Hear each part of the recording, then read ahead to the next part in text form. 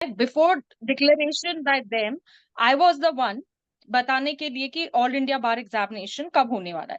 चलो मैं आप लोगों को एक पीपीटी शेयर करती हूँ जिसके थ्रू आपको समझ आएगा कि ऑल इंडिया बार एग्जामिनेशन होता क्या है, सीओपी क्या होता है, सर्टिफिकेट ऑफ प्रैक्टिस कैसे देते हैं और इसकी इम्पोर्टेंस क्या है। ठीक है, ओके। तो देखिए मैंने यहाँ पर 8 किया हुआ है, अभी तक मैंने इसको 9 नहीं किया है। उसका रीजन ये है कि उन्होंने कहा कि 1 वीक के बाद एक नोटिफिकेशन आने वाली है जिसको सिलेबस क्या होगा। तो मैं आप लोगों को क्लियर कट बता देती हूँ कि जो सिलेबस आने वाला है 100% it will be an old syllabus. This is yes sir. Nothing, वो बिल्कुल नहीं होने वाला है। उसका रीजन एक ही है, अगर उन्हें सिलेबस चेंज करना होता तो वो पहले ही नोटिफिकेशन में डाल चुके होते। I am also the member over there, all India bar examination के जो मेंबर्स होते हैं उसमें से I am one of the member. Okay, I am telling you. और उसमें मुझे क्लियर ये पता है कि जो वर्जन आएगा, don't get carried away with the YouTube channel stating that after 1 week there can be the process कि आप लोगों को न्यू सिलेबस आएगा। Definitely not. We are still under the process of learning the new syllabus which has come up. Okay, तो भारतीय न्याय संहिता, भारतीय नागरिक सुरक्षा संहिता, ये सब चीजें आप भूल जाइए। आपका एग्जाम जो आप लोगों ने लास्ट ईयर का प्रिपरेशन करते हुए जब आपकी एलएलबी खत्म हुई थी, बीएसएल स्टूडेंट्स जिनका खत्म हुआ था, डेफिनेटली उन्होंने जो एग्जाम्स दिए हैं वो सीपीसी, सीआरपीसी, एविडेंस, आईपीसी को लेकर दिए हैं। तो आपको ऑल इंडिया बार एग्जामिनेशन में वो कैसे पेपर आएगा, I am really into a shock state of mind. People are blunderly saying that कि we are going to get the new syllabus and new syllabus के अकॉर्डिंग हमको exams देने, जबकि आपने जब न्यू सिलेबस पढ़ी नहीं थी ड्यूरिंग द एग्जामिनेशन, तो आप लोगों को वो एग्जाम देने के लिए आपको बार काउंसिल कैसे रेस्ट्रिक्ट करेगी, कैसे बोलेगी, जबकि उनकी जो सिलेबस पॉइंट है वही क्लियर नहीं है। उन्होंने कहा 1 वीक लेते हैं, ठीक है, 1 वीक लेके भी I will tell you the declaration date is दो 24 नवंबर। मैं आपको ये भी क्लियरिफाई कर देती हूँ, but the date what I have declared on my YouTube channel that is the date which will come again to your. मैं ऐसे क्लियर शब्दों में बोल रही हूँ आपको, ओके। अब आप लोगों को जो एक कॉन्सेप्शन है, सिलेबस क्या है, पैटर्न कैसे रहेगा, प्रिपरेशन कैसे करनी है, कंप्लीट सेल्फ स्ट्रैटेजी जो बनानी है वो कैसे बनानी है। तो ऑल इंडिया बार एग्जामिनेशन मैंने यहाँ पर फिर भी मैंने देखो 8 लिखा है, क्यों 9 नहीं लिखा है कि आपकी सिलेबस ओल्ड ही होगी। दो it is 9 but syllabus will be old syllabus, old syllabus. जो आप एग्जाम खत्म करके आए हैं, आपने वो सिलेबस को ये किया है, तो वो एग्जाम में आपको कैसी वो सिलेबस आएगी जरा सोच के देखिएगा, ओके। नाउ प्रायर टू विच मैं आपको बता दूं कि जो पैटर्न है, आप लोग जो है, अगर आप लोगों को पता होगा कि हम एग्जामिनेशन में कौन सा मटेरियल लेके जा सकते हैं, जेरोक्स कॉपी लेके जा सकते हैं कि नहीं लेके जा सकते हैं, और आप उसके में मार्किंग करते हैं क्या, first I will say very small thing to your, आप लोगों को एक पेंसिल और एक रबर अपने साथ में कैरी करना होगा। ठीक है, this is very very important. Pen तो ऑफकोर्स आपको करना होगा। ब्लैक पेन यूज होता है, the pen which is use during the examination is black pen, okay. Black pen use होता है। और जो पैटर्न होगा आपका, आप लोगों को पता है कि अगर आप जो भी स्टूडेंट्स हैं, हम लोग ने सीईटी के एग्जाम्स दिए हैं और जो भी सारे एग्जाम्स दिए हैं, तो हमारा जो पेपर पैटर्न आता है वो 100 मार्क्स का, जो जो 100 के क्वेश्चंस आते हैं, जो पेपर आता है, तो वो कैसा आता है, वो फॉर्मेट क्या है, वो भी मैं आप लोगों को आगे दिखाती हूँ ना। How you are suppose to prepare the exam, very very very important. पहले तो ये मैंने देखा है कि आप लोग है ना एक कंफ्यूजन पॉइंट ऑफ पे है कि बैरेक कौन सी लेने की है, which barrack we are going to take for all India bar examination. People are doing much of the advertisement publication, ये ले लो वो ले लो, इतने में हो जाएगा, ऐसा हो जाएगा, वैसा हो जाएगा। ठीक है, आई एम क्वाइट श्योर कि आप लोग जो मिसकॉन्सेप्शन में चल रहे हैं ना कि ऑल इंडिया बार एग्जामिनेशन की सिलेबस कौन, ये जो बैरेक्स है वो कौन सी लेनी है, तो आप लोग जो है रेगुलर बैरेक ले लेना।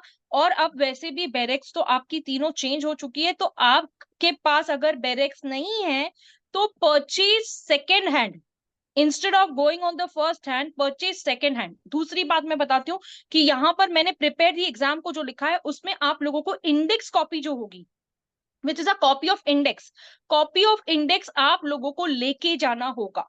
कैसे, हर कॉपी ऑफ इंडेक्स का आप अलग से प्रिंट आउट निकालोगे। ठीक है, ध्यान पे आई बात। Every print out with the copy of index. Index क्या होता है आपको बता दूं कि मेनली इंडेक्स जो होता है जहां पर आप लोगों को सर्च करना नहीं होता है। अगर क्वेश्चन डायरेक्ट आता है तो आपको क्वेश्चन जो होगा डायरेक्टली उसमें मिल जाएगा। मैं आपको दूसरी भी बात बताती हूँ, सर्टिफिकेट ऑफ प्रैक्टिस तो है, आपने बार ऑफ स्टेट से तो ले ही लिया होगा, है ना। उसकी जो फॉर्मेलिटीज है खत्म करने के बाद में आपने ऑनलाइन जो है ऑल इंडिया बार एग्जामिनेशन की जो फॉर्म है उसको अगर आपने फिल नहीं किया है तो don't waste your time, fill it. मैं आपको क्लियरली बताती हूँ, ये एग्जाम जो आएगा it will be tough then as usual, क्योंकि यहाँ से जो स्ट्रैटेजीज होगी वो टोटली चेंज हो जाएगी। हाँ, मैं ऐसे भी कहूँ कि जैसे लास्ट ईयर पीआईएल फाइल हुई थी कि 40% नहीं, हम लोगों को 38 मिला है, इन्होंने हमको पास नहीं किया है। एक एडवोकेट ने जो पीएल डाली थी कि कितने नंबर ऑफ स्टूडेंट्स जो है पास हुए, क्योंकि आप लोगों को जो पता चलता है that is only pass and fail. आपका कोई पेपर चेक होके ओसीआर शीट जो ओएमआर शीट होती है, ओएमआर शीट जो है वो आपके पास आती नहीं है, आपको उसके लिए पूरा री एग्जामिनेशन फिल करना पड़ता है, उसके बाद में ये करना पड़ता है। That is a very big lengthy process. तो उस प्रोसेस में जाने से पहले अच्छा है मैं आप लोगों को सजेशन दूं कि आप इमीडिएटली यहाँ से पढ़ना स्टार्ट करें, सारी बैरिक्स ले ले, आप सेकेंड हैंड बैरिक्स को खरीदे, न्यू बैरिक्स लेने नहीं। अगर आपको वेस्ट करना है तो ये आपकी मर्जी है। दूसरी चीज मैं आप लोगों को बता दूं कि बैरेक्स होते हुए आप लोगों को हर बैरेक के अंदर जो फर्स्ट इंडेक्स का पार्ट होगा या फिर उसमें शेड्यूल होगा, उन सब चीजों का आपको जेरोक्स कॉपी लेके जाने का है, पेंसिल रबर कैरी करना है, ब्लैक पेन कैरी करना है, और कंप्लीटली आप एक स्ट्रैटेजी बना सकते हो। Don't get involve into that कि ये बैरक में से आएगा। मैं आप लोगों यहाँ पे बोलती हूँ कि I am the member, I am telling you all कि मैं आप लोगों को प्रोवाइड कर दूंगी मटेरियल, कि पेपर आने क्या वाला है वो भी मैं आपको बता दूंगी। So don't worry, all India bar examination का जो पेपर होगा उसको सॉल्व करने के लिए जो आप लोगों को पता होना चाहिए, देखो हिंदी मीडियम वाले हिंदी मीडियम में पेपर सॉल्व करेंगे, इंग्लिश मीडियम वाले इंग्लिश में सॉल्व करेंगे। तो जैसे आप लोगों का एक कंफ्यूजन है कि इंग्लिश में पेपर आएगा कि हिंदी में पेपर आएगा, हिंदी में पेपर आएगा कि मराठी में आएगा, मराठी में आएगा कि गुजराती में आएगा, जो भी मैं आपको बताती हूँ, this paper is going to be in Hindi language also in English language also. Major questions जो बनते हैं वो कैसे बनते हैं, एआईबी के जो बुक्स होते हैं वो कौन से उठाने आप लोगों को, जो एक बैरेक खरीदनी है, if you all want let me know, मुझे मैसेज कीजिए, मैं आप लोगों को वो जो बैरेक्ट है डिस्काउंटेड डायरेक्ट से भी कम प्राइस में मैं आपको दिलवा दूंगी। Don't worry about it. अगर आप वहां खरीदना चाहते हो तो ठीक है, आपके यहाँ आपके हिसाब से लीजिए। ऑल इंडिया बार एग्जामिनेशन का right to practice an advocate, अगर आप लोगों ने पीएचडी कर दी, एलएलएम कर दिया, एलएलबी तो ऑफकोर्स करने के बाद ही हमको ये एग्जाम देना पड़ता है ना, तो अगर आप लोगों ने इस एग्जाम की प्रिपरेशन को छोड़ते हुए पीएचडी किया, कोई प्रॉब्लम नहीं है, कर सकते हो। आपने एलएलएम किया, कर सकते हो, कोई प्रॉब्लम नहीं है। लेकिन जो आपका राइट ऑफ प्रैक्टिस है एज एन एडवोकेट, वो क्या होगा, उसका क्या होगा, वो अगर हम लोगों का नहीं हुआ, क्लियर नहीं हुआ, तो अभी 24 के विजन से आप 23 का विजन देखोगे, क्योंकि आपको ओल्ड सिलेबस आने वाला है, ओल्ड सिलेबस आ रहा है। मैं आप लोगों को डंके की चोट पे लिख के देती हूँ, the syllabus will not be new syllabus, now this will be your syllabus as good as आपने लास्ट ईयर भी देखा था। तो ये साल भी वही सिलेबस है। लास्ट ईयर बहुत सारे स्टूडेंट्स जो है वो फेल हुए हैं, इतना सिंपल पेपर था उसको कॉम्प्लिकेट करके उन्होंने पेपर सॉल्व नहीं किया है। और रही बात इसकी, आप लोग जो क्वेश्चन पेपर्स मुझसे मांग रहे हो कि आप हमको क्वेश्चन पेपर दे दो, हम लोग सॉल्व करेंगे, ठीक है। मेरा जो ग्रुप है ऑल इंडिया बार एग्जामिनेशन का, कंटिन्यूसली आप लोगों को मैं कहीं ना कहीं क्वेश्चंस भिजवा रही थी, मैं राइटिंग जो इंपॉर्टेंट प्रिपरेशन करनी थी आपको वो भी मैं दे रही थी। लेकिन वहां पर क्या चल रहा है कि वो एडवर्टाइजमेंट का पर्पस ज्यादा हो रहा था, मेजर फंडा आपका ये चल रहा था। तो विदाउट साइड टेकिंग द जो हमारा टॉपिक है उसको देखिए कि सिलेबस जो होगा वो यही सिलेबस होने वाला है, यही मतलब यही। और वेरी वेरी इंपॉर्टेंट बात बताती हूँ कि आईपीसी होने दीजिए, सीआरपीसी, सीपीसी और एविडेंस हम लास्ट ईयर में ही पढ़ के आए हैं, फैमिली लॉ होने दीजिए, ये कोई भी टफेस्ट टॉपिक्स नहीं है। और इसमें सिर्फ आप लोगों को यहाँ पर 19 टॉपिक्स देख रहे हैं, लेकिन जो एडिशनल है इसके अंदर, जैसे मैं आप लोगों को बता दूं कि देखिए मोटर व्हीकल जो है वो एडिशनल है, कंज्यूमर प्रोटेक्शन एक्ट जो एडिशनल है, एसआरए जो है एडिशनल है, प्रॉपर्टी लॉज है, नेगोशिएबल इंस्ट्रूमेंट है, ये सब जो एडिशनल चीजें हैं। तो आप लोगों को इनकी बैरेक्स अलग से लेनी है। अगर आप अलग से नहीं लेते हो तो 3 in 1 का भी एक बैरेक्ट आता है, किसी भी अपने जो आपसे पहले क्लियर करके गए हैं उनसे ले लीजिए। Don't buy new, don't buy new, don't waste your time and money into it, ठीक है। मैं आपको बताऊं क्यों। पब्लिकेशंस वाले, जो बुक पब्लिकेशंस वाले होते हैं, वो हमारे पास आते हैं, उन्होंने हमसे हमसे पूछते हैं कि मैडम आप बताइए कि हम लोग जो है आपको न्यू फॉर्मेट में दे दे क्या ओल्ड फॉर्मेट में दे दे। तो ऑफ कोर्स अभी तक उन्हीं को ऐसा पता है, हमको भी यही पता है कि ओल्ड में ही आने वाला है। ठीक है। अब एडमिट कार्ड्स जो आएंगे वो कब आएंगे, अगर पर्सन जो है वो 50% डिसेबल्ड पर्सन है, जिसकी डिसेबिलिटी है, जैसे कोई भी डिसेबिलिटी है, तो आपको पता है उसका सर्टिफिकेट दिया जाता है। तो उस सर्टिफिकेट के अंदर आप लोग अगर वो सर्टिफिकेट प्रोवाइड करेंगे तो आपकी जो परसेंटेज ऑफ द मार्क्स है और आपको जो टाइम एक्सटेंशन है वो 20 मिनट्स एक्स्ट्रा टाइम दिया जाएगा if you are bringing yourself into this category. अगर आप इस कैटेगरी को बिलोंग करते हैं तो चिंता मत कीजिए। 50% डिसेबिलिटी होगी आपको कोई भी चीज की, तो 20 मिनट्स आपको एक्स्ट्रा टाइम दिया जाएगा, एज अ कैंडिडेट आपको अलाउ किया जाएगा, आप उस पेपर को लिख सकते हैं। ठीक है। जैसे हम लोग अगर प्रॉक्सी कहें, है ना, अगर आप पेपर नहीं दे सकते हैं तो you also need a proxy.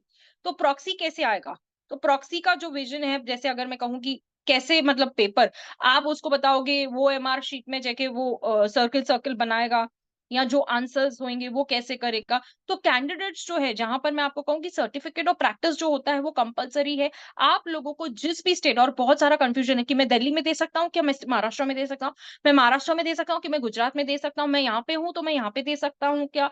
आप जहां से भी बार ऑफ स्टेट से आप अपना सर्टिफिकेट लेते हैं, आप वहां से जाकर आप एग्जाम दे सकते हैं। इसका फॉर्म में आपको लिखना होगा। ठीक है। क्लियर हुई ये बात। ओके। और आगे मैं आपको बता दूं कि जो स्टूडेंट्स है जो राइटिंग के लिए प्रिवेंट, यानी कि दे कांट राइट, जिसको कहीं भी ऐसी डिसेबिलिटी है वो नहीं कर सकते हैं, तो उनके लिए एक प्रोविजन ओपन कर दिया गया है। उनको कहा जा सकता है कि you can bring a substitute with you, आप उसके साथ में बैठ के अपने पेपर को कंप्लीट भी कर सकते हैं। ठीक है। अब आपको यहाँ पे स्क्रीन पे दिखता होगा कि हमारी जो एग्जाम की जो डेट है वो डिक्लेयर हो चुकी है नवंबर 24 की। मैं फिर भी आपसे कहूंगी कि ये नवंबर 24 जो है, this is will come again, ये आप लोगों को अमेंड होके फिर से डेट आने वाली है। तो I am quite sure about it कि आपको जो डेट आएगी वो क्या आएगी, मैं ऑलरेडी उस चीज को डिस्क्लोज करके बैठी हुई हूँ। ठीक है। चलो मैं आगे बता देती हूँ कि जो क्वेश्चंस होंगे, अभी आपको जो 3.5 घंटे दिए जाते हैं, तो वो पेपर पासिंग की मार्क्स जो होगी आप यहाँ पे स्क्रीन पे देख सकते हैं, 45 मार्क्स आपको पासिंग है। तो 45 तो क्या, आप आराम से उससे भी ज्यादा स्कोर कर सकते हैं। अगर आप लोगों ने बैरिक्स को रीड करना नहीं स्टार्ट किया है ना, तो बिल्कुल भूल जाइए। और आपको बैरिक्स का सिस्टम कैसे बनाना है, आपको फ्लैप्स लगाने हैं। ठीक है। फ्लैप कैसे लगाओगे, आप एक एक टॉपिक के पीछे अगर फ्लैप लगाते हो और उसके ऊपर आप पेंसिल से लिखते हो, अलाउड है, अलाउड है। ठीक है। आप उस मटेरियल को, आप राइटिंग मटेरियल नहीं लेके जा सकते हैं। ठीक है। राइटिंग मटेरियल नहीं लेके जा सकते हैं, लेकिन आप बैरिक्स को उठा के नोट्स नहीं लेके जा सकते हो। आप, मैं particularly writing material is equals to notes, notes आप नहीं कैरी कर सकते हैं। जैसे आपने 2-4 पेजेस के नोट्स बनाए उसको उठा के चले गए, जैसे हम लोग जैसे आप देखते हैं कि स्टूडेंट्स जो कॉपी करते हैं पर्टिकुलरली वो चिट बना के लेके जाते हैं और उसमें लिख के जाते हैं, तो यहाँ पर ऐसे करने की कोई भी जरूरत नहीं है। आपको फ्लैप्स लगाने होंगे, आपके जो डॉक्यूमेंट्स होंगे, आपका जो डायरेक्ट होगा, वहां पे आप फ्लैप वाइज ये करके चलो। 100% अगर आपने 3 in 1 ले लिया तो कोई टेंशन नहीं लेना। और मेजर टॉपिक्स जो है, लास्ट ईयर मैं बताती हूँ कि सीपीसी जो टॉपिक था, बहुत सारे क्वेश्चंस बने थे। स्टूडेंट्स को सीपीसी बहुत टफ लगता है। कोड ऑफ सिविल प्रोसीजर ऐसे लगता है कि भाई हम तो नहीं पढ़ पाएंगे, हम लोगों को तो नहीं आता है। तो it is very very easy. ठीक है। जो जुडिशियल सर्विसेज जैसे मेन एग्जामिनेशन हो गया, तो आपको पता है वो इंग्लिश मीडियम में होते हैं, हिंदी मीडियम में। तो सिमिलरली हमारा all India bar examination Hindi and English जो सोल्यूशन है वो ये है। और आपको 45 मार्क्स के अंदर अगर पेपर, जैसे 3.5 घंटे में आप यहाँ देखोगे, आप वहां देखोगे, no need to see here and then, आपको खुद मटेरियल देखना है। अगर आपका टॉपिक पूरा रीड आउट है आपका बैरक, और आपने फ्लैप्स लगाए हैं, इंडेक्सेस के जेरोक्स निकाले हैं अलग से, हर हर बैरक का आपको जो फर्स्ट इंडेक्स का कॉपी रहेगा, जितने भी सेक्शन होंगे इंडेक्स के कॉपी के अंदर, आप लोगों को उस चीज का 100% जेरोक्स कॉपी निकालना है। ठीक है। उससे क्या हो जाएगा, क्वेश्चन डायरेक्ट है तो आपको इंडेक्स में ही मिल जाएगा, विदाउट आप बैरक को नहीं तो घुमा घुमा के पूरा करोगे, लेकिन आपको वो वैसा रिजल्ट नहीं मिलेगा। सो बेटर ऑप्शन क्या होगा, आपके पास में बैरक्स के जो ओपनिंग होगी तो क्लोजिंग को आप यूं कर लेंगे। ठीक है। चलिए अब देखो, मैंने यहाँ पर इंपॉर्टेंट पॉइंट्स जो है आप आपके स्क्रीन पे देख सकते हैं कि जो भी स्टूडेंट्स है, तो क्योंकि उनको पता ही नहीं है कि बैरक्स अलाउड है या नहीं अलाउड है, कॉपी करके कैसे लिखना है। कॉपी करके लिखना नहीं होता, सिर्फ OMR शीट में आप लोगों को मार्किंग करनी होती है, एक सर्किल बनाना होता है। ABCD is a multiple choice questions, जो कि हम लोग शेड्यूलिंग करते आए हैं शुरू से। It is nothing new under the sun. Okay, तो देखो बैरेक्स आर अलाउड, जहां पर कॉमेंट्रीज बैरेक्स जो होते हैं उसमें ऐसा नोट्स वगैरह नहीं होना चाहिए, ठीक है। तो बिफोर 2019 तो हम लोगों को ये सब अलाउड होता था, अब तो बिल्कुल भी नहीं है। और बैरेक्स मस्ट कंटेन शेड्यूल। मैं आपको बताती हूँ कि शेड्यूल से बहुत सारे क्वेश्चंस बनते हैं, इसके लिए मैं आप लोगों को बोल रही हूँ कि शेड्यूल्स की जो जेरोक्स, जैसे लिमिटेशन का मैं बात करती हूँ, लिमिटेशन एक्ट के अंदर एक बहुत बड़ा शेड्यूल दिया गया है। उस शेड्यूल को आप लोगों को जेरोक्स फॉर्म में लेके जाने का है। उससे क्या हो जाएगा, आपको सामने क्वेश्चन मिलेगा और इमीडिएटली आप उस चीज को आंसर कर पाएंगे। ओके, नाउ नेक्स्ट इज, जो भी क्वेश्चंस होंगे शेड्यूल से पूछे जाएंगे तो 100% मैं बोलूंगी yes. Downloaded xerox prints are allowed without notes, ठीक है। प्रिंट्स तो मैंने आपको कहा ना, जैसे मैंने शुरुआत में ही कहा कि आप अपनी प्रिंट लेके जा सकते हैं, जैसे कि फर्स्ट पेज सेकंड पेज की जो प्रिंट्स होती है उसको आप 100% लेके चले जाइए, कोई दिक्कत की बात नहीं आएगी। Carry pencil and eraser with you in all the exams. मैंने यहाँ पर देखो आपके नोट में भी डाला है कि आपको पेंसिल इरेजर कैरी करना है, जिसमें index of all the barracks का प्रिंट आउट निकाल के जाइएगा, ठीक है। जितना हो सके आप मैक्सिमम जेरोक्स कॉपीज लेके जाओगे ना। आप लोगों को पता होगा कि बैरिक्स के टाइम पे क्या होता है ना, हम फंबल अप करने लगते हैं, हम कंफ्यूज हो जाते हैं, ये पेज टर्न करेंगे वो पेज टर्न करेंगे। जो आंसर का फॉर्मेट है, जो आंसर का पेज है, वो तो बिल्कुल मिलता ही नहीं है, ठीक है। और उसमें आपको डॉक्ट्रिन्स पक्का पढ़ के जाना है और लेटेस्ट करंट अफेयर्स। अगर आपने इसके ऊपर स्टडी नहीं किया तो आपका जो पेपर है ना वो बहुत प्रॉब्लम भी देगा और आप उस चीज से कनेक्ट नहीं कर पाओगे। ऐसा नहीं है कि नहीं आएगा। देखो इसके बाद आप देख रहे हो कि आपकी जो एग्जामिनेशन की रिजल्ट आती है, उसके बाद बस आपको एनरोलमेंट नंबर डालना होता है, आपको डेट ऑफ बर्थ, आपको ये सारे पैटर्न जो है सिलेक्ट करने के बाद सबमिट करना है। आपकी जो रिजल्ट होगी यहाँ पर सिर्फ ऑप्शन में आएगा पास और फेल, ठीक है। उसके अलावा आपको तो वैसे भी OMR शीट तो वापस आने नहीं वाली है। OMR शीट का क्या होता है आप लोगों को बता दूं कि वो पूरा उसका वीडियो पे ये निकाला जाता है। उसके बाद में आपकी जो करेक्शन कॉपी होती है, जो करेक्टेड कॉपी रहती है, वो कंप्यूटराइज्ड रहती है। इट इज नॉट दैट कि आपके जो टीचर्स होते हैं वो चेक करते हैं, ऐसा ऐसा नहीं होता है। I have myself check, I have myself known to it.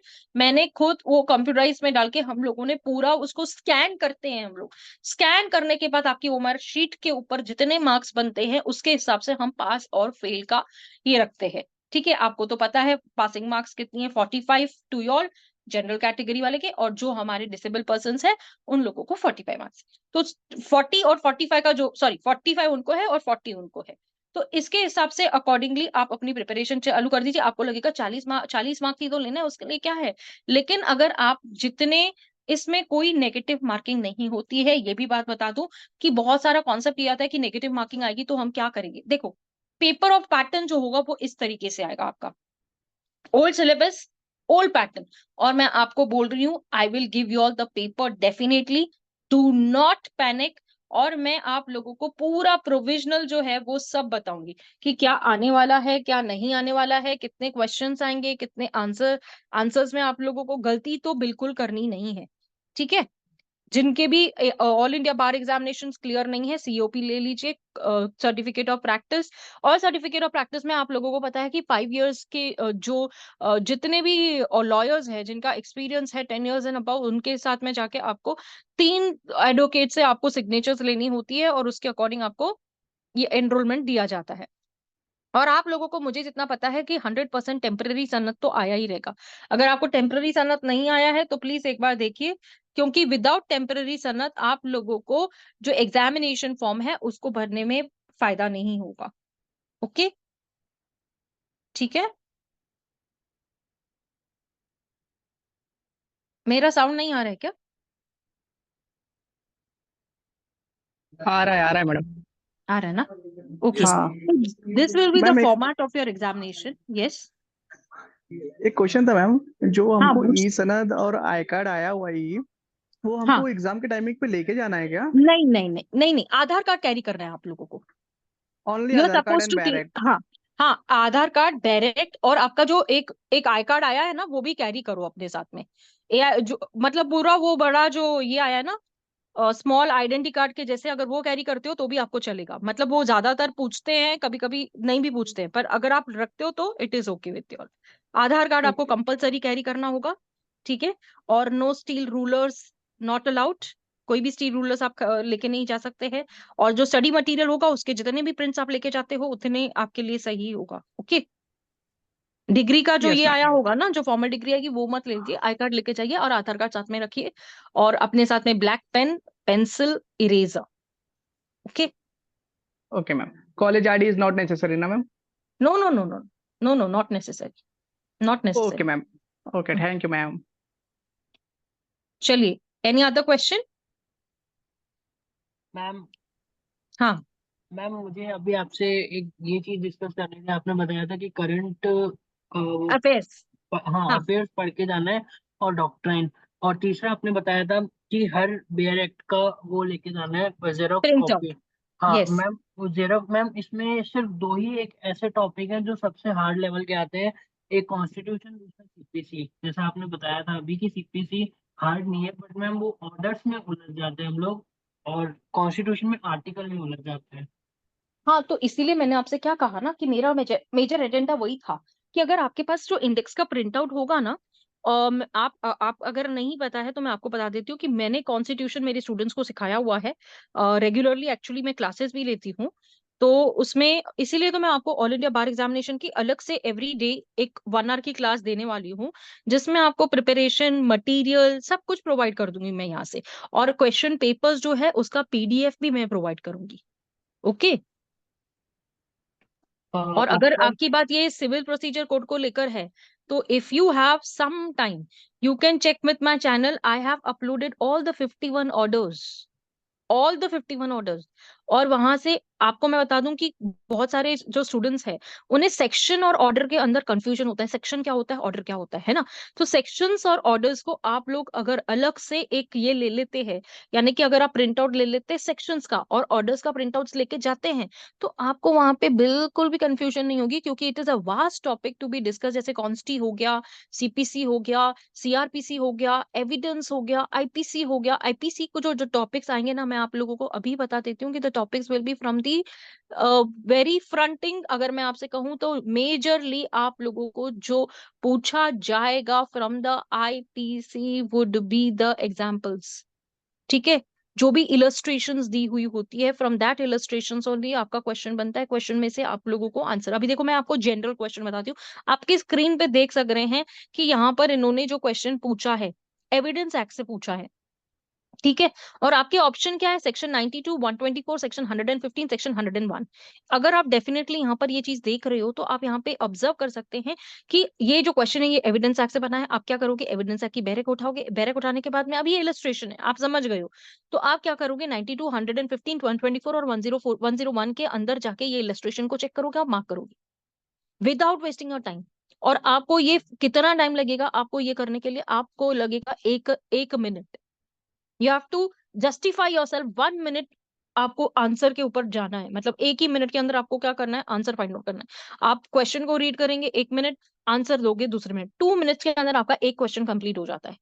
ठीक है। कभी कभी क्वेश्चन इतना बड़ा आता है कि हम लोग जब उसको स्टडी करने के लिए बैठते हैं ना, तो हम कंफ्यूज हो जाते हैं कि इतना बड़ा क्वेश्चन पढ़ेंगे तो आंसर तो वैसे भी हम लोगों को ऑल्टरनेटिव दिया है। देखिए मैं आपको आगे अभी जैसे आर्बिट्रेशन को लेकर एक क्वेश्चन पूछा गया है, यहाँ पे देख सकते हैं आप, आर्बिट्रेशन एक्ट 1996 रिपील्स। यहाँ पे जो प्रोटोकॉल्स दिए गए हैं, तो रिपील होने से पहले 1940 रिपील हुआ, 37 रिपील हुआ, 96 1961 रिपील हुआ, इसके लिए तो 1966 आया ना, है ना। तो ये तो देखो अगर अपन लॉजिकल भी लगाते तो भी हमको समझ रहा है कि this question is from this, we are not going to search. अभी आपके पास तो जो आर्बिट्रेशन एक्ट की जो डायरेक्ट होगी वो लेटेस्ट होगी, करेक्ट। अब तो आप जाके 1940 की तो नहीं देखोगे, 37 की तो नहीं देखोगे, फिर उसमें जो 61 का जो एनफोर्समेंट दिया है वो तो नहीं देखोगे ना।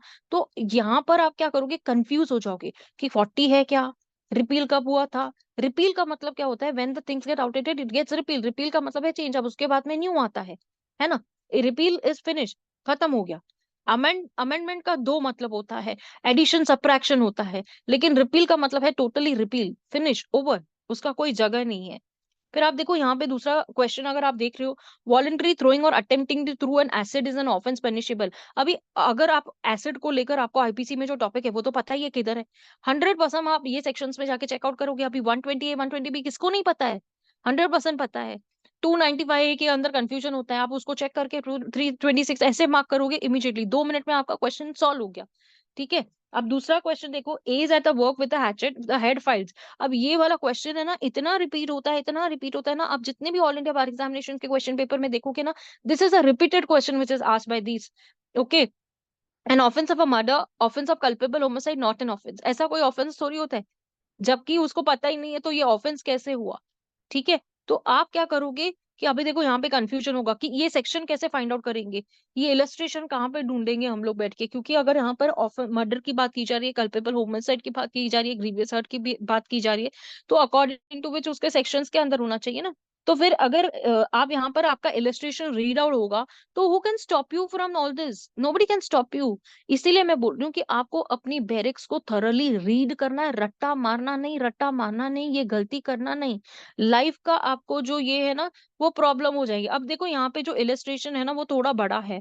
ठीक है. तो हम स्टूडेंट्स क्या होता है ना, यहीं पे कंफ्यूज हो जाते हैं कि इतना बड़ा इलस्ट्रेशन पढ़ेंगे कि हम लोग आंसर को ये करेंगे. ठीक है. आप इलस्ट्रेशन को अच्छे से रीड करिए. A with an intention of causing Z to be convicted of a criminal conspiracy writes a letter and invitation of Z's handwriting purporting it to be addressed to accomplice in such criminal conspiracy and puts the letter in a place which he knows that officers of the police are likely to search. A has committed an offense under. तो यहाँ पर offence कौन सा commit हुआ है? As per section 192 जो offence commit हुआ है, उसके अंदर आप क्या करोगे, चारों के चारों सेक्शंस को देखोगे, 256, 192, 195A और 201, जिसमें ये इलस्ट्रेशन है, आपको सिंपली टिक मार्क करनी है. वहां पे कंफ्यूजन का टॉपिक ही नहीं है. अब यहाँ से तो आपको ये क्लियरली दिख रहा है ना कि ये टॉपिक कहाँ से लिया गया है, जबकि यहाँ पे क्वेश्चन में ही आप लोगों को आईपीसी है. आप क्या करोगे, आईपीसी का बैरक उठाओ के ये चारों सेक्शंस में इस इलस्ट्रेशन को ढूंढ के आप मार्क कर दोगे. सिर्फ 2 मिनट लगते हैं, सिर्फ 2 मिनट. अगर आप लोगों ने ध्यान से वो बैरक को स्टडी किया होगा ना, तो 100% आपको कोई प्रॉब्लम नहीं आएगी. अभी देखो यहाँ पे इंफॉर्मेशन टेक्नोलॉजी एक्ट के अकॉर्डिंग क्वेश्चन पूछा गया है. देखो आपको पता है कि इंफॉर्मेशन टेक्नोलॉजी एक्ट और साइबर दोनों भाई भाई है, बहन बहन है, हाउएवर यू कॉल इट. अब जैसे मैं करंट अफेयर्स के बारे में आप लोगों को बोल रही थी, तो आप मुझे बताओ 66A के अंदर आप लोगों को क्या पता है कि श्रेया सिंघाल की जो यूनियन ऑफ इंडिया का जो केस है, वो अनकॉन्स्टिट्यूशनल क्यों डिक्लेयर कर दिया? यहाँ पर जो ये क्वेश्चंस आएंगे, जैसे अगर आपको नहीं मालूम है अबाउट दिस क्वेश्चंस, अगर आपको ये नहीं मालूम है, तो what you are suppose to do, don't start with this question जहां पर भी आपको जजमेंट्स दी गई है, साइटेशंस दी गई है. हाँ, ऐसे कोई केस लॉस वही थे, वही चीज बता रही हूँ, जजमेंट भी वही होती है, केस लॉ भी वही होता है, साइटेशन भी वही होती है. अगर उनमें से अगर आपको कुछ आ जाता है, तो आपको क्या करना है, डेफिनेटली मैं आपको बताती हूँ, इस टॉपिक को छोड़ के आपको आगे जाना है. और मैं आपको बताती हूँ कि मेरे क्लास के अंदर मैं आप लोगों को रीसेंट करंट अफेयर्स का पूरा पूरा ये सब कुछ प्रोवाइड करने वाली हूँ. ठीक है. This material will be from my side. Okay. A teacher is a not a workman within the purview of Industrial Dispute Act. अब यहाँ से क्वेश्चन कहाँ से है, इंडस्ट्रियल डिस्प्यूट एक्ट. और उसके अंदर क्या पूछा जा रहा है, केस लॉ पूछा जा रहा है. अरे यार, यहाँ कहाँ से केस लॉ पूछा जा रहा है, हमको तो समझ में ही नहीं आएगा, है ना. अगर हम लोग तुक्का मारने जाएंगे तो हम लोग क्या करेंगे, वर्कमैन है ना, चल फर्स्ट ए ऑप्शन हो गया, workman versus Greaves cotton and company limited and others. ठीक है. मतलब ये क्या होगा, फेक फेक क्वेश्चन के ऊपर फेक आंसर हो गया. आप लोगों ने तुक्का मारते हैं ना, जिसको हम बोलते हैं. तो ये अगर आप ऐसा करोगे ना, तो आपको बहुत डिफिकल्टी होगी. See the answer is Subramanian versus government of Goa. अभी यहाँ पर सदरराम बाल का जो मैटर है, वो क्या है, वो मैटर के बारे में क्या हुआ था.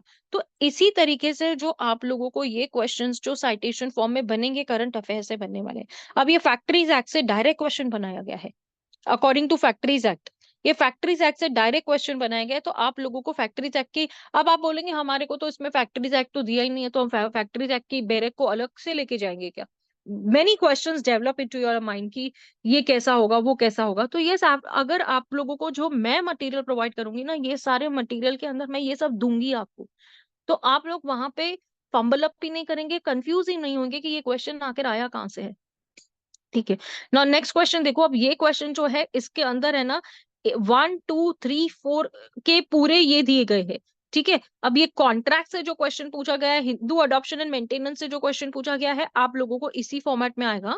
मैं आपको बता दूं कि कॉन्ट्रैक्ट होने दीजिए, हिंदू अडॉप्शन मेंटेनेंस होने दीजिए, हिंदू मैरिज एक्ट होने दीजिए, उसमें से आपको जो फॉर्मेशन ऑफ द क्वेश्चन होगा वो होगा. अब ये Hindu adoption and maintenance act जो है, उसके अकॉर्डिंग आपको यहाँ पे सेक्शन 6, 8, 12 और 10 दिया है. तो आप देखेंगे, no adoption shall be valid unless the person adopting his capacity and also the right to take an then adoption, the person giving an adoption has a capacity to do so, the person adopted is capable of being taken in adoption. the adoption is made in the compliance with her other condition mentioned in this chapter under.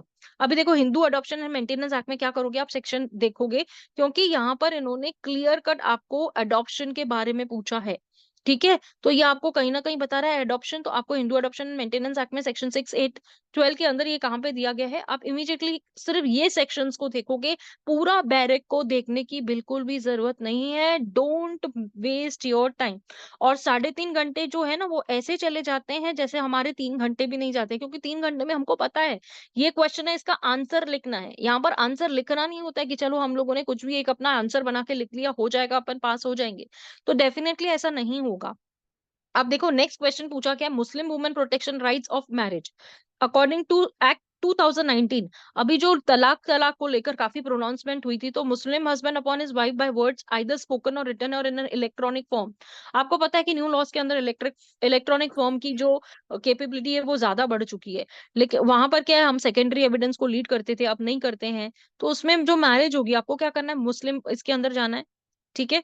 Act 2019 की जो act है वो of course आप जो new recent act है उसको तो आप लेके ही जाओगे ना, जहां पर आप न्यू रिसेंट यानी कि I am not talking about 3 other, I am talking about this new recent act जिसके अंदर आपको ये क्वेश्चन आंसर दोनों मिलेंगे, ठीक है। चलो अब देखिए यहाँ पर सूट्स ऑफ इंडिजेंट पर्सन। अभी इंडिजेंट पर्सन में आप लोगों को बैरक के अंदर का जो आपका जो फर्स्ट आपका क्या मैंने आपको बोला, जो इंडेक्स है ना, वो क्वेश्चन आपको डायरेक्ट इंडेक्स से है। अभी आपको क्या करना पड़ेगा, इंडिजेंट को लेकर आप बैरक में देखोगे ना, आपने अगर अपना इंडेक्स खोल लिया, आपको डायरेक्ट क्वेश्चन मिल गया, आपने डायरेक्ट आंसर कर दिया, यानी कि आपको इधर 1 मिनट भी वेस्ट करने की जरूरत नहीं है, कुछ भी अल्टा पल्टी करने की जरूरत नहीं है। नो नीड ऑफ मतलब नो नीड ऑफ पेपर को इधर उधर करने की। आपको क्या करना है, डायरेक्ट लेना है, इंडेक्स लिखना है, इंडेक्स से ही आंसर को मार्क करना है, ठीक है। रेस गेस्टे रेलेवेंसी ऑफ फैक्ट सीधा सीधा बताता है, जहां पर भी रेस गेस्टे आता है, ये एविडेंस एक्ट की बात बता रहा है ना, आपको direct question Indian evidence act से लेकर ये पूछा गया है, ठीक है। 6, 17, 18, 20 तो आप देखेंगे कि 6 में आपको रेस गेस्टे के बारे में, सेम ट्रांजेक्शन के बारे में दिया गया। 17, 18, 20 में क्या करेंगे आप जाके डायरेक्ट आप आंसर कर सकते हैं, क्योंकि डायरेक्ट क्वेश्चन पूछा गया यहाँ पर, ठीक है। अब देखो यहाँ पर सुप्रीम कोर्ट की फिर से एक केस लॉ पूछी गई है, जो लेटेस्ट पूछी गई है, जो कि करंट अफेयर्स को लेकर है, common causes versus union of India 2018 volume number 5 SCC page number 1, ठीक है। देखिए आप ये जो पूछा गया है, तो अभी आप लोगों के पास उधर तो साइटेशन तो अवेलेबल होंगे ही नहीं, है ना। आप लोग थोड़ी साइटेशंस लेके जाओगे या फिर केस लॉज लेके जाओगे, इतने सारे नहीं लेके जा पाओगे। कितने लेके जाके आप कितने लेके जाओगे, क्योंकि डेली वर्जन चेंज होता है, कितने सारे सेक्शंस है, हर सेक्शन के अंदर हमारे पास एक साइटेशन होती है जिसको लेकर हमको आंसर करना होता है, तो आप क्या करेंगे उधर जाके, it will be waste of your time. फिर देखिए आर्टिकल, जो मैं आपको डॉक्ट्रिन्स कह रही हूँ ना, I will provide you the doctrine, मैं आपको प्रोवाइड करूंगी डॉक्ट्रिन्स में से क्या क्या आने वाला है। और डॉक्ट्रिन्स जितने भी डॉक्ट्रिन्स है मेरे पास, मैंने मेरे स्टूडेंट्स को ऑलरेडी जो मटेरियल है दिया है, ठीक है, लास्ट ईयर मैंने प्रोवाइड किया था। और यहाँ पर जो अभी देखो आर्टिकल 310, तो 310 आप जाकर भी देखोगे तो डॉक्ट्रिन कौन सा आपको मिलेगा वहां पर, हाँ। तो आपको आर्टिकल 310 के अंदर पूरा पूरा देखना पड़ेगा। अगर आपका डॉक्ट्रिन स्टडीड होगा ना, तो आप लोग यहाँ पर बेफिक्र होके उस चीज को रिप्लाई कर सकते हो, यानी कि आंसर कर सकते हो, ओएमआर शीट में आप उसको सर्कल लगा सकते हो ना। Right to know the antecedents of the candidates in the election flow form. अभी यहाँ पर इन्होंने आर्टिकल्स डिस्कस किए हैं, तो इलेक्शन की बात आती है, तो देखिए आप डायरेक्ट क्वेश्चन पूछा गया कॉन्स्टी से ऊपर, डायरेक्ट क्वेश्चन पूछा है, ठीक है। जहां पर डायरेक्ट क्वेश्चन है ना, उसमें आप टाइम वेस्ट ही मत कीजिए। अब preamble of Indian constitution, expression liberty, आप लोगों को पता नहीं है, thought expression belief faith and worship, तो ये तो हमको डायरेक्ट पता है, हमको कोई बुक खोलने की जरूरत नहीं है, कोई मार्किंग देखने की जरूरत नहीं है। अब यहाँ से देखो आप अंडर सेक्शन 82 डायरेक्ट क्वेश्चन पूछा गया, 82 आईपीसी खोल के देखो कितनी पनिशमेंट है, डालो आंसर, फिनिश। क्या फेल होंगे हम लोग, आप मुझे बताओ। अभी R versus Dudley and Stephenson का जो केस है, वेरी कॉमन केस यहाँ से पूछा गया है, killing an innocent life to save his own is not a defence and necessity can not be pleaded as a defence against murder. अब यहाँ से हमको जो प्रिंसिपल पूछा गया है, तो मैं जब आपको बोल रही हूँ ना, ये जो प्रिंसिपल्स है, ये जो फेस है ना, ये मैं आप लोगों को प्रोवाइड करूंगी, और उसी में से आपके क्वेश्चंस बन के आने हैं, ठीक है।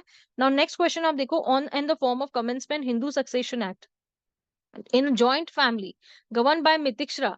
अभी यहाँ पे ना इसमें सिर्फ एक ही लॉ नहीं है, मितिक्षरा लॉ अलग होता है, काफी सारे इसमें जो लॉज है उसके अकॉर्डिंग जो है कि डॉटर को, जो अभी आपको पता है रिसेंट लॉ में क्या बोला गया है कि डॉटर्स जो है उसको 50% ऑफ द शेयर जो इक्वल टू द ब्रदर है उसको भी दिया जाएगा, है ना। तो यहाँ पर ये 2000 एक्ट 5 का है, तो इसके बाद भी तो अमेंडमेंट हुई है ना, इसके बाद भी तो चेंजेस आए हैं। उसमें से अगर आपको क्वेश्चन बढ़ जाता है तो आप तो इधर उधर देखने लगेंगे कि अरे ये तो उनको पहले से पता था कि मिथिक्शा लॉ जो है वो सेक्शन नंबर 6 में दिया गया, लेकिन इसकी तो अमेंडमेंट आई है, उसके बाद क्या हुआ है ना।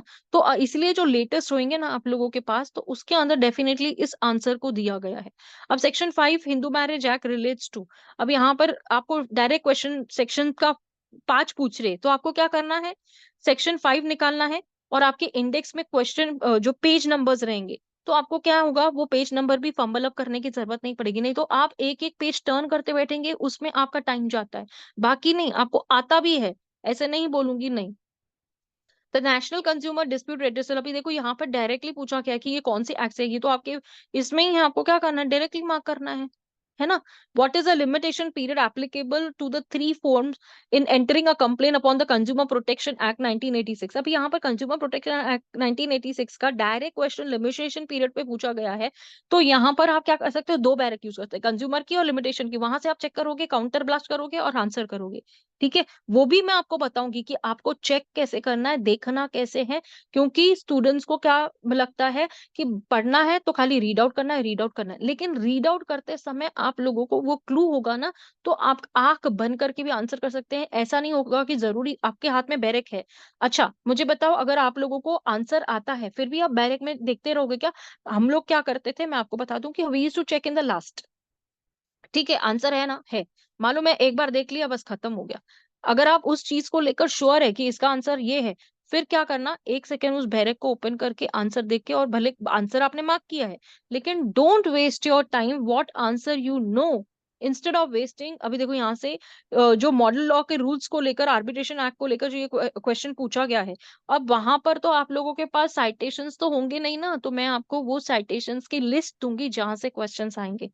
ठीक है, now according to the section 7 और 4 ऑफ आर्बिट्रेशन एंड कंसिलिएशन। अब देखो, अगर आपने ये चेक किया होगा तो क्वेश्चंस कैसे बन रहे हैं, पहले क्वेश्चंस किस में से बन रहे थे, अब क्वेश्चंस जो है वो आर्बिट्रेशन को लेकर लाइन टू लाइन एक क्वेश्चंस पूछे जा रहे हैं, यानी 5-6 क्वेश्चन जो है वो उनको ही फोकस करते हुए आप लेके आ रहे हैं।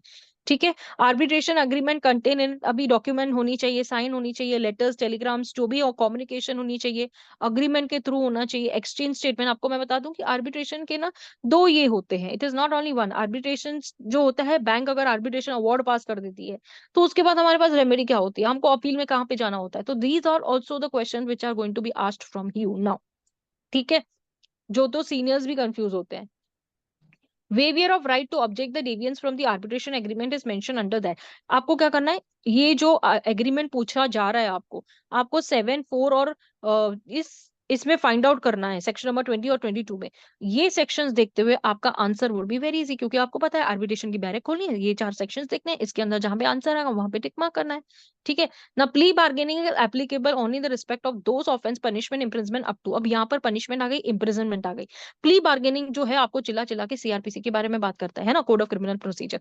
तो प्ली बार्गेनिंग का मतलब क्या होता है, हम कोर्ट से मांगते हैं, क्या क्या करते हैं, तो उसमें प्ली बार्गेनिंग का मतलब इन शॉर्ट में आपको बता देती हूँ कि कहीं ना कहीं जो अक्यूज होता है वो बार्गेन करता है, जितनी भी फाइन पैसा होता है वो विक्टिम को दे देता है, और उसकी जो पनिशमेंट है उसको कम करवाने के लिए उसके इयर्स कम होते हैं, तो वो कितनी इयर्स की इम्प्रिजनमेंट दी जाती है आपको, बस प्ली बार्गेनिंग जो है वहां पे इंडेक्स आपको मिल जाएगा, पेज नंबर आपको मिल जाएगा, पेज नंबर आपको ओपन करना है, प्ली बार्गेनिंग के स्टेप में जाना है, उसके बाद आपको फाइन और पनिशमेंट देखते हुए उसको बस मार्क करते आगे बढ़ना है।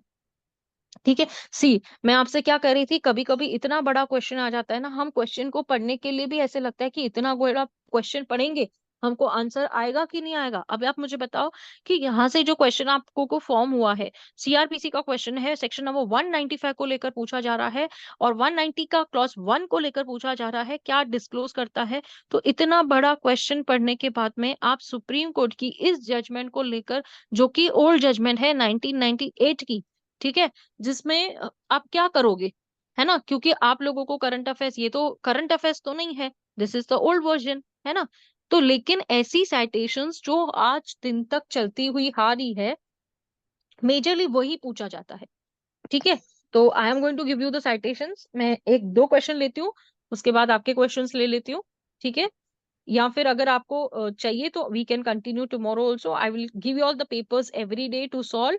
और प्लस में मैं आप लोगों को एवरी डे जो मेरा टाइमिंग होगा 8 o'clock to 9 o'clock में, आप लोग बैरिक्स लेके बैठोगे, सीपीसी, सीआरपीसी, एविडेंस, आईपीसी, सारे बैरिक्स लेके बैठेंगे हम लोग। और मैं आप लोगों को बोलती हूँ, उस बैरिक्स के अंदर आप लोगों ने वो इलस्ट्रेशंस और इसको रीड कर लिया तो आप सेल्फ स्टडी भी कर सकते हैं, नो प्रॉब्लम। लेकिन मैं आपको बोल रही हूँ कि 100% आपको मेरी जरूरत पड़ेगी, क्योंकि ये बहुत इंपॉर्टेंट चीजें हैं।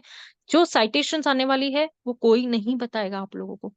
जो भी चीजें आने वाली है, मटेरियल आप लोगों को बहुत मिल जाएगा, या ये बुक वाले से ले लो, वो बुक वाले से ले लो, डाउट ही नहीं है मुझे इस चीज को लेकर। लेकिन आपको जो ओरिजिनल मटेरियल है, I will provide, I am telling you. मैं इतना अश्योर किया था लास्ट ईयर। जो मेरे स्टूडेंट्स हैं, सोनू है क्लास में यहाँ पे, I don't know Sonu is there और नॉट। ओके, लास्ट ईयर जो मेरे स्टूडेंट्स हैं, उनको वो बहुत बेनिफिट हुआ था उस क्वेश्चन से, उस आंसर फॉर्म से, और काफी चीजों का हेल्प हुआ था। तो मैंने उनको वही चीजें 1-on-1 प्रोवाइड कर दी थी, यानी कि उनको कहीं पे देखना नहीं, वहां से कुछ कॉपी मटेरियल लेने की जरूरत ही नहीं थी कि इसमें क्या आ रहा है और क्या नहीं आ रहा है। ठीक है। और पासिंग मार्क्स भी कम है। और इसके अलावा मैं बोलूं, डायरेक्ट क्वेश्चंस जो है आप लोगों के ऑल इंडिया बार एग्जामिनेशन में 50 मार्क्स के आपके डायरेक्ट क्वेश्चंस बनने वाले हैं। और 50 मार्क्स के आपके जो क्वेश्चन आएंगे वो कॉम्प्लिकेटेड होंगे, आपको मैं अभी ही चेतावनी देके चल रही हूँ। ठीक है। So better understand, don't get confuse. इसके लिए मैं आपको कह रही हूँ कि अगर आपको चाहिए तो आप डेली प्रैक्टिस करो। और मैं आप लोगों को बता दूं कि आपकी जो ये डेट दी गई है, आपको मैंने यहाँ पे दिखाया, this date of the examination. देखो यहाँ पे मैं आपको दिखा रही हूँ कि मेरे सारे के सारे क्वेश्चंस मैं खुद सॉल्व करके, एक एक क्वेश्चन के ऊपर मैं आप लोगों को पूरा ये भी बताऊंगी, you can see on your screen. ठीक है। और ये ही सारे क्वेश्चंस जो है, ये बने थे इनके एग्जाम के अंदर मोस्टली, मैंने आपको वो बोला है। लेकिन मैं वैसे करती हूँ कि मैं लास्ट के 2 दिन पहले पेपर दे देती हूँ। I am showing all, see 100 question solve totally by me, personally मैं उसको ये करके दूंगी आपको। ठीक है। और आपकी जो डेट ऑफ एग्जामिनेशन जो अभी डिक्लेयर हुई है, वो डेट जो है मैं आप लोगों को क्लियर बोल रही हूँ, that will be an extension date. The exams will be in December, but don't waste your time. आप लोग अभी स्टडी नहीं करेंगे तो आगे जाके आपको बहुत बहुत बहुत प्रॉब्लम आने वाली है। It will be the tough paper. 50 marks direct question, 50 marks complicated question. ठीक है। पासिंग तो 40 है, लेकिन 40 में से भी आप लोगों को कोई नेगेटिव मार्केट नहीं होने वाली है, उसका टेंशन मत लीजिएगा। लेकिन आपकी स्टडी जो होनी चाहिए वो परफेक्ट होनी चाहिए। ठीक है। चलो, anybody has a question here? Ma'am there is a last question from me to my side. Ma'am, जैसा कि आपने बताया कि जो इंडेक्स है उसका लेके तो जाना ही जाना है, कॉपी हर इंडेक्स का। बट मैम माइनर में तो डायरेक्ट आ जाएंगे, ठीक है। मेजर है जैसे 5 सब्जेक्ट है, कॉन्स्टिट्यूशन में तो मैम 495 है टोटल आर्टिकल। तो मैम जो मेजरली मेन मेन आर्टिकल जो पूछे जाते हैं उसका जेरोक्स निकलवाना है, या पूरा ही मार्क करना है कि जैसे 310 अगर आप पार्लियामेंट, लोग आर्टिकल देखो, प्रेसिडेंट? आप उसमें ना कंजूसी मत करना। मैं आपको एक बोलती हूँ Mayank, why I am saying that, you don't, वो हम कंजूसी करते हैं, पता है, ऐसे बोलते हैं कि कौन इतना प्रिंट आउट निकालेगा बाद में, तो वैसे भी we have to dump all this things. तो मेरा ऐसा मानना है कि इवन इट इज लाइक, आपकी छोटी बैरिक्स होने दीजिए, मोटी बैरिक्स होने दीजिए, सीपीसी होने दीजिए, एसआरए होने दीजिए, फिर भी आप लोगों को उस इंडेक्स को लेके जाना चाहिए। मेरी सजेशन ये बोलती है, डायरेक्ट क्वेश्चन के लिए वेट नहीं करना कॉपी में, अगर इंडेक्स में है तो जमा लीजिए। आप जो बोल रहे हो ना, कॉन्स्टी के इतने बड़े आर्टिकल्स है और इतनी सारी पेजेस है, मैं आपको बता दूं कि मेरे स्टूडेंट्स को मैंने लास्ट ईयर जितने भी थे, मैंने उन लोगों को प्रोवाइड किया था कि यहाँ से ये ले लो, और उससे उनका बहुत ज्यादा हेल्प हो गया था। मैम, मैम ये जो आप करंट अफेयर दोगे ना, जैसे हम लोगों को प्रोवाइड यस, कराओ। डॉक्ट्रिन्स भी मैं दे रही हूँ, करंट अफेयर्स भी मैं दे रही हूँ आप लोगों को, जो मेजर पूछने वाले हैं। जी मैम। बाकी बाकी जो कॉन्स्टिट्यूशन की बात है, देखो मैं आपको बता दूं कि कॉन्स्टिट्यूशन के लेकर है ना, अब थोड़ा सा जो क्वेश्चंस फॉर्म बनने वाले हैं ना, वो थोड़ा लॉजिकल क्वेश्चंस बनेंगे। ठीक है। जिसके अंदर है ना, स्टूडेंट्स क्या होते हैं ना, अभी देखो, हम लोगों ने जो पढ़ा है ए बी, ठीक है, उन्होंने सिर्फ चेंज कर दिया X Y. After receiving A B we have read as A B करते हम इलस्ट्रेशंस पढ़ते हुए चले हैं, लेकिन ए बी पढ़ने के बाद में हम लोगों को पता है कि वो एक्स वाई तो है नहीं, हम वहां पे कंफ्यूजन होते हैं कि अरे ये तो इलस्ट्रेशन ए बी था, अभी एक्स वाई दिया है, तो ये मतलब गलत है। यहाँ पे भी कंफ्यूजन होता है हमारा। तो इसलिए आर्टिकल्स जितने भी आप लोगों के हैं, अगर आप लोगों के बैरेक, तो आप लेके जाने वाले हो, इंडेक्स से आपको एक हेल्प हो जाएगी बस। मतलब क्या होगा, इंडेक्स आपको डायरेक्ट पेज नंबर्स बताएगा कि ये पेज नंबर पे है। वैसे आप फंबल अप करके एक एक पेज टर्न करोगे, ठीक है ना। और उसमें क्या करोगे, आप इंडेक्स को खोलोगे, बुक को खोलोगे, इंडेक्स को खोलोगे, उसमें देखोगे और उसके बाद आप आगे जाओगे, तो वो टाइम वेस्ट हो जाएगा। आपको क्या करना है, जो भी आप प्रिंट आउट निकाल रहे हो इंडेक्स के, तो इंडेक्स के ऊपर आपको फ्लैप्स लगाने हैं। Do you know what a flaps? Mayank, do you know what is a flap? Ma'am जो रंग बिरंगे के होते हैं, जैसे हाँ, रंग रेड। बिरंगे जो फ्लैप्स होते हैं ना, बस वो लगाने हैं आपको। उससे एक आपका कमाल ही चीज ऐसी हो जाएगी कि डेफिनेटली आपको कोई प्रॉब्लम नहीं आएगा। इसीलिए मैं आपको मटेरियल ये बोल रही हूँ। मैंने तो आपको बता दूं कि ये नोटिफिकेशन मैंने पहला ये नोटिफिकेशन बताया है। ये तो बाद में आया है, आप उसको भी क्रॉस वेरीफाई कर सकते हो कि मैंने ये नोटिफिकेशन कैसे बताया और मैंने क्या ये सब चीजें बोली है। तो आपको मैं इसलिए बोल रही हूँ, पेपर सॉल्विंग करना वेरी इंपॉर्टेंट। मटेरियल का प्रिपरेशन लास्ट दिनों में नहीं करना, बहुत प्रॉब्लम होती है। मेरे पास मेरे जो स्टूडेंट्स आ रहे थे लास्ट में मुझसे मटेरियल लेने के लिए, तो उनको बहुत प्रॉब्लम हो रही थी कि अब हमारे पास उतना टाइम नहीं है। So stop making your self confuse और अपने आप को एकदम लेजी मत करो। Get up. आप ये सारी चीजें अभी से करना स्टार्ट करो, वरना आगे चल के आपको बहुत प्रॉब्लम होने वाली है। ठीक है, any other question?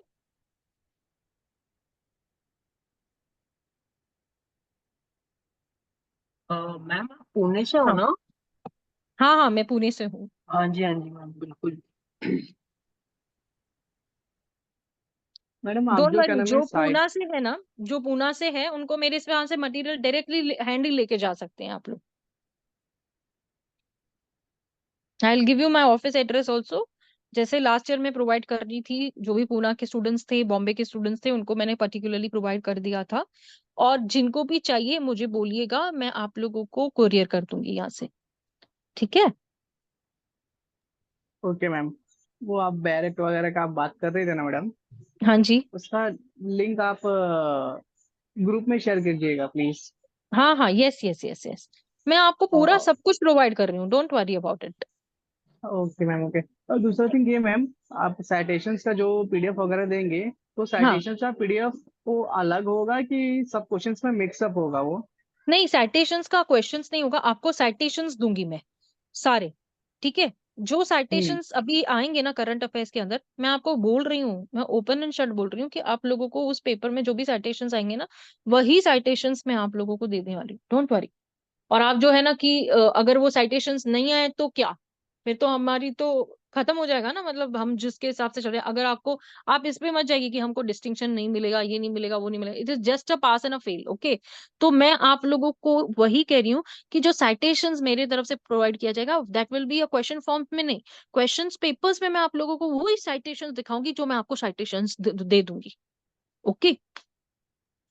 That okay ma'am. Means you have to तो रीड ओनली दिस साइटेशंस, ऐसे मेरा कहना होगा आप लोगों को। और वही साइटेशंस जब मैं आपके साथ में क्वेश्चन पेपर सॉल्व करूंगी, उसी समय आप लोगों को दिखाऊंगी कि देखो ये दे चुकी हूँ, ये देखो इसमें से क्वेश्चन बन के आया है। ठीक। ओके मैम, तो वो साइटेशंस का हम लोग जेरोक्स लेके नहीं जा सकते ना जो आप देंगे? वो जेरोक्स तो कॉपी हो गया ना, मटेरियल कॉपी हो हाँ। जाएगा। Copy okay material okay. नहीं लेके जा सकते। चलिए, एनी अदर नहीं। Question? No ma'am, thank you ma'am. Okay, ठीक है। किसी और को कोई क्वेश्चन नहीं है ना, सब लोग इतने प्रिपेयर लगते हैं। मैडम फिर दिसंबर तक सिलेबस पूरा हो जाएगा क्या? आराम से, आराम से। क्यों नहीं हो जाएगा, और तुम तो मेरे पास पढ़ते हो, तुम कैसे बोल रहे हो? हाँ मैडम। बिल्कुल हो जाएगा, बिल्कुल हो जाएगा। आपको रीडिंग करनी है सिलेबस की। क्या करना है, बैरक उठाना है। एक दिन आप लोगों ने सीपीसी पढ़ा, तो बहुत सारे स्टूडेंट्स ऐसे बोलते हैं, क्या सर में दर्द है, कितना पढ़ेंगे हम लोग, ये तो कुछ समझ रहा ही नहीं है, इसमें क्या लिखा है, इसमें कैसे लिखा है। अगर मैं आप लोगों को एक सीपीसी की जो डायरेक्ट है, अगर आप वो ले सकते हो ना वहां से, तो आपको लाइफ लॉन्ग अचीवमेंट हो जाएगा, क्योंकि सीपीसी तो चेंज होना ही नहीं है, वो तो होना ही नहीं है, आपके लॉज में चेंजेस तो आने ही नहीं है ना उसके अंदर। 99 के बाद जो भी अमेंडमेंट्स हुए हैं, लेटेस्ट अमेंडमेंट्स 2016-18 में जो भी अमेंडमेंट्स हुए हैं, उसकी आप डायरेक्ट उठा लीजिए, तो 100% विदाउट एनी डाउट आपको प्रॉब्लम आनी ही नहीं है। राकेश क्या बोल रहे यूनिवर्सल हो? राकेश, क्लास में हो?